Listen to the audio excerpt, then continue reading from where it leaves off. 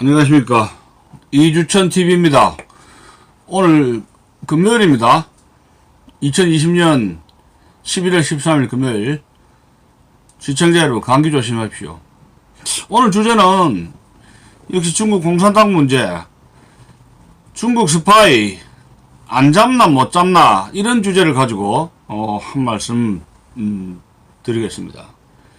제가 그동안에 중국 문제 가지고 좀 이렇게 좀 기사를 봤는데, 제가 지금 10편의 신문, 잡지, 그 다음에 이제 월간지, 주간지 해서 한 10편의 논문을 좀 스크랩을 기사죠. 논문이 아니고 기사를 스크랩을 해봤는데, 제가 우선 말씀드린다면은, 시사저널 2014년 1월 겁니다. 제목이 삼성, 현대, LG는 중국 산업 스파이 표적이다.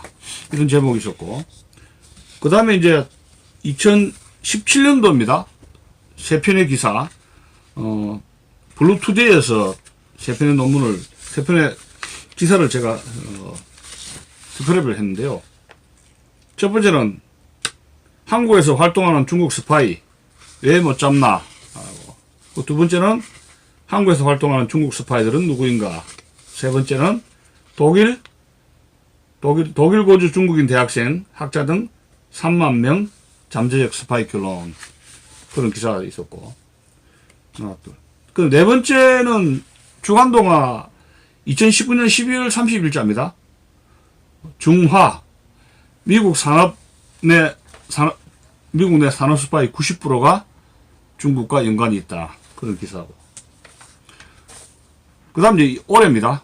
2020년 1월 24일자. 신동아에서 이제 특집으로 나온 건데, 한국 내 공자학원도 중국 스파이 공작 천병인가, 그런 기사가 있었고, 또 올해죠. 올해 2월 24일입니다. 더 에포치 타임즈에서 나온 기사인데요.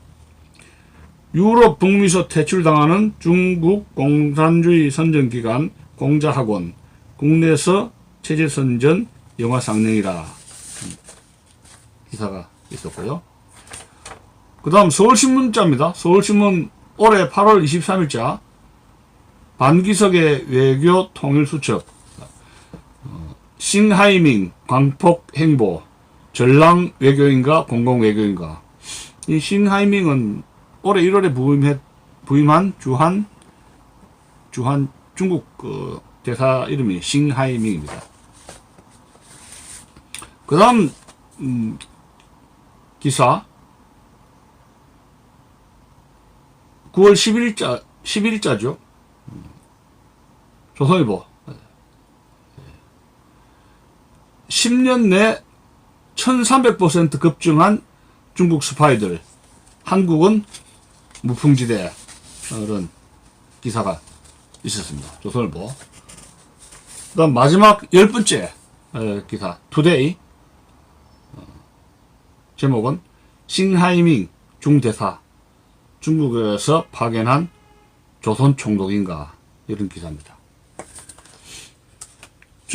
전체적인 그 흐름이, 지금 현재 한국의 언론인들은 중국 문제, 특히 중국의 그 스파이 문제를 굉장히 우려하고 있는데, 국회와 국정원, 지금 이름도 바뀌었죠. 또 무슨 이름을 바뀌었습니까? 그 다음에 국회, 국정원, 또 문재인 정부가 중국 스파이들에 대한 첩보 활동에 대해서 감시 통제, 이런 것을 굉장히 게을리하고 있다.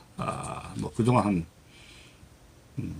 여러 가지 지역 상황이었습니다만은 2010년 이후부터 계속 노출되는 문제인데, 대한민국은 중국 스파이들의 무풍지대다, 중국 스파이의 천국이다, 그렇게 이제 지적하는 기사들이 계속 나오고 있습니다.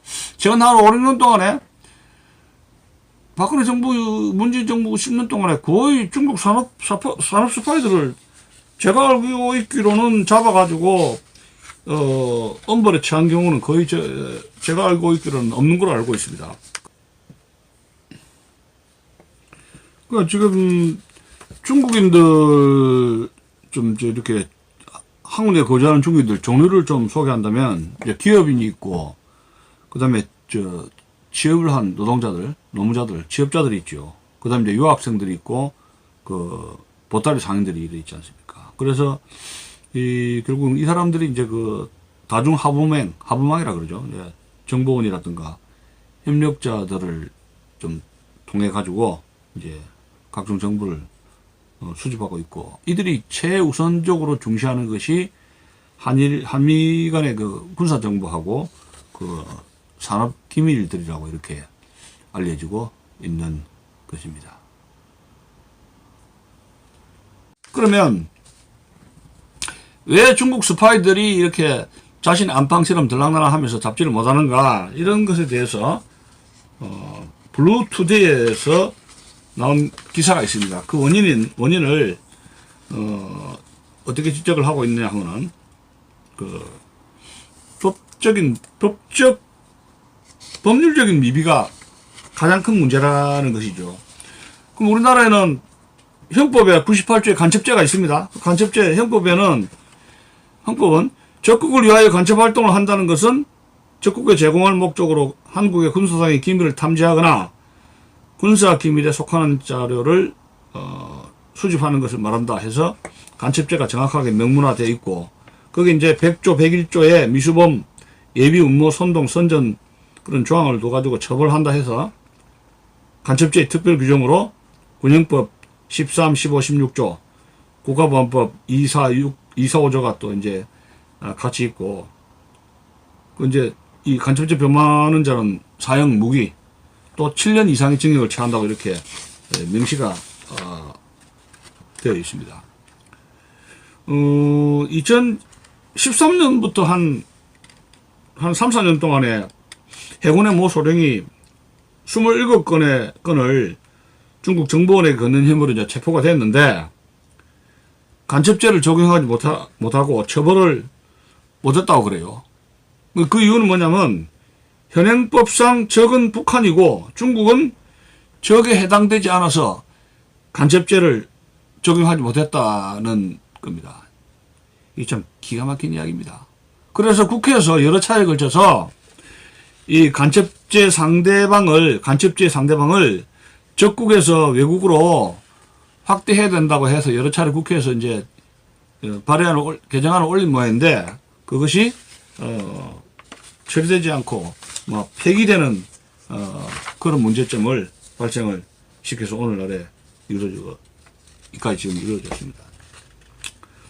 이 블루투데이에서 그러면 이 한국에서 활동하는 중국 스파이들이 누군가를 지적을 하고 있는데, 특히 이제 중국 언론사 신화사 같은 그런 신화사는 언론사 기능하고 이제 정보기관 노릇을 동시에 수행을 하고 있고, 또 국정원이 이 조선인이라든가 이런 중국인들을 수사를 해가지고 구체적으로 조사할 법적인 그런 그 근거를 마련하지 못하고 있다는 사실입니다. 아주 이 처벌 조항을 스파이들을, 외국의 스파이들을 처벌하는 그런 조항이 법적 위비 상태가 보통 심각한 문제가 아니라는 것을 말씀을 드리는 것입니다. 독일 같은 경우에 블루투데이가 세 번째로 실은 것이 이제 독일 같은 경우인데, 독일에 있는 중국인들이 약 한 8만 명 정도 있는가 봐요. 그래, 그 중에서 독일 주재 중국인들 중 3만 명, 그 중에서 한 40% 되죠. 3만 명이 이 사람들이 잠재적 스파이라는 그런 결론을 내리고 있고, 독일에서 이 중국인들이 뭘 빼내느냐 할 때는 이런 겁니다. 독일의 그 대중정책을 하고 또 독일의 군사기술을 정보를 빼낸다고 그래요.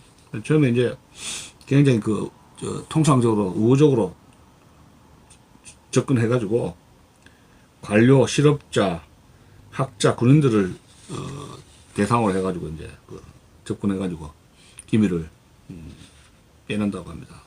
그 사람들 중국 스파이의 임무가 뭐냐면 독일의 그 정치, 경제 정보, 또 그 반중 조직이 어느 정도 되어 있는가 견제를 하고, 또 신장 위구르 티베트의 독립운동하는 사람들, 그 사람들의 정보라든가 감시 또 협박을 하는 뭐 그런 임무를 맡고 있다고 알려지고 있습니다. 어쨌든 간에 간첩죄 형법 제 98조에 명문화되어 있는데 적국으로 이렇게 이제 그 적시를 해놨기 때문에 중국은 저게 해당되지 않는다 이런 뭐 또 판결 나오면서 중국의 산업 간첩들을 잡기가 대단히 어렵게 되어 있다는 소식을 전해드리는 것입니다. 그 우리나라 같은 경우 뭐 간첩 천국 아닙니까 지금? 중국 스파이들이 간첩 활동하기가 제일 편한 데다 그 대한민국이라는 그 이야기 아닙니까? 뭐 참 이런저런 이야기 하다 보니까 이 나라가 지금 빵꾸가 난 구멍이 난 곳이 한두 군데가 아닙니다. 월남이 공산화되는 과정을 좀 연구를 해보면은 간첩으로 인해서 공안 첩보 당국이 무너지면서 결국은 월남이 그냥 무너졌거든요. 그지 우리나라가 지금 그런 전철을 밟고 있는데 지금 야당 국회의원이라든가 지금 국민들이 또 언론이 이 정부에 대해서 이 문제에 대해서 압박을 제대로 강력하게 가하지 못하는 그런 상태입니다.